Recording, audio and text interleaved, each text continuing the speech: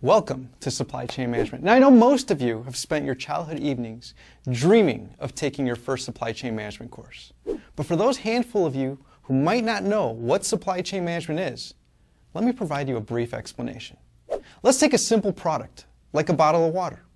Clean water, a plastic bottle, a plastic cap, and a label. Buying them at the store or vending machine might cost you about $1.50. How much of that do you think is profit? Nope. Wrong. Wrong again. Not likely. Water.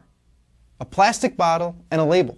That couldn't cost more than 50 cents. And if you buy them in bulk, how could each bottle not give you at least $1 in profit? Seriously. If you think you can make $1 per bottle, you should drop out of college right now and get into the bottled water business. You see, this right here illustrates one of the most common consumer misconceptions. Product cost is not equal to material cost. And in business, you don't have the luxury of thinking only as a consumer. You need to think like a business executive, or better yet, an entrepreneur. So, in order to figure out where all that profit went, we need to imagine what it took for that bottle of water to get into your hands. First, you need to negotiate the purchase of the empty bottles and caps. Those bottles will be much easier to transport if they're in boxes. We'll need to shrink wrap those bottles so they don't fall out of the box. We can move a whole lot of boxes quickly if they're all put on pallets. In order to move the pallets, you'll need a forklift, which means you'll need a forklift driver. That forklift will then take the pallet and put it into a truck, which will require a truck, driver, fuel, and insurance. Also, you'll need a label for that bottle of water. Therefore, you need to design the label, print the label, and get the label shipped to the plant. Another truck, driver, more fuel, and insurance. Our water bottling plant won't be free, and neither will the energy it uses. In our bottling plant, we'll have employees and bottling machines, and let's not forget the day-to-day items like light bulbs, garbage bags, machine parts, janitorial supplies, toilet paper, and anything else that will be used at the plant by the employees. Oh yeah, and we'll also need access to the drinking water. Machines will then purify the water. Other machines will bottle the water and affix the labels to the bottles. And still, another set of machines will box, shrink wrap, and then palletize the bottles.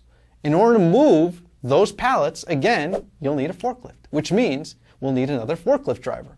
That forklift will then take the pallets and put them into trucks headed to the distribution centers. And, as we've seen, those trucks will require drivers, fuel, and insurance. Those distribution centers will also require employees, forklifts, and energy. From the distribution center, they'll head out to retail stores on still another truck, which will require a driver, fuel, and insurance. That store will need employees to unload the truck, stock the bottles of water on the shelf or refrigerator. If you have a refrigerator, you'll of course need energy. If we want to secure our stock, we may get a security guard or a security system. And of course, the store will likely get insurance. Also, imagine the costs associated with returning and replacing bottles that are damaged. Oh, and for some reason, even bottles of water sometimes have 1-800 numbers, which means you'll need a staffed call center to answer the customer's questions about your bottle of water. Wow!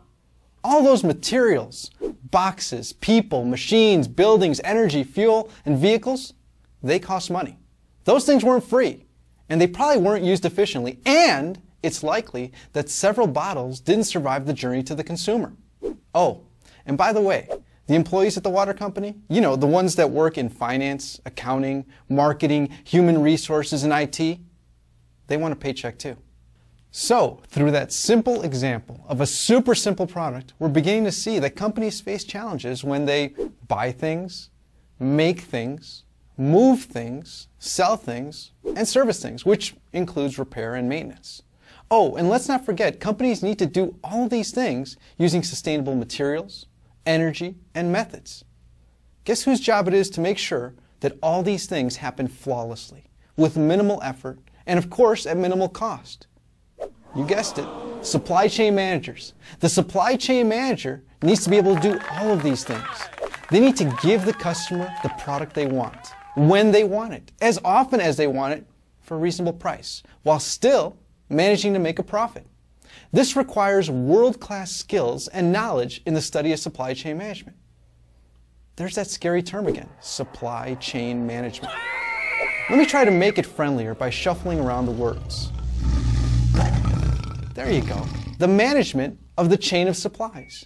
For some reason, that just seems a whole lot easier to understand, doesn't it? But it also helps us understand the complex nature of supply chain management. I mean, the management of the chain of supplies. Now let's think of other products and what their supply chains might encompass. Hamburgers, sweaters, coffee, tables, cars, and airplanes. Now I know many of you are saying, but I live in a service economy. I won't be manufacturing anything. Wrong again. As of 2008, the U.S. was still the #1 exporter of manufactured goods. Okay, maybe not for long.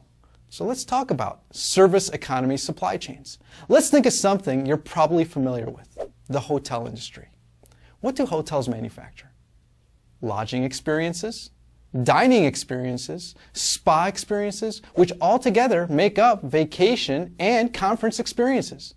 In order to do all of these things effectively and efficiently, what's required? Hotels need to buy things like beds, furniture, televisions, cable, food, soaps, towels. They also make things, or in this case, manufacture services, like housekeeping, meals, massages, and special events. Hotels also move things, like transporting clean towels and food to and from the rooms, as well as transporting guests and their luggage to and from the airport. They even sell things, like in-room movies, internet services, and tickets to events. And finally, they also provide services, such as making reservations, organizing events, making wake-up calls, and even cleaning and pressing clothes. Once again, we see that the fundamental skills learned in supply chain management can be used to manufacture service experiences as much as they aid in manufacturing products.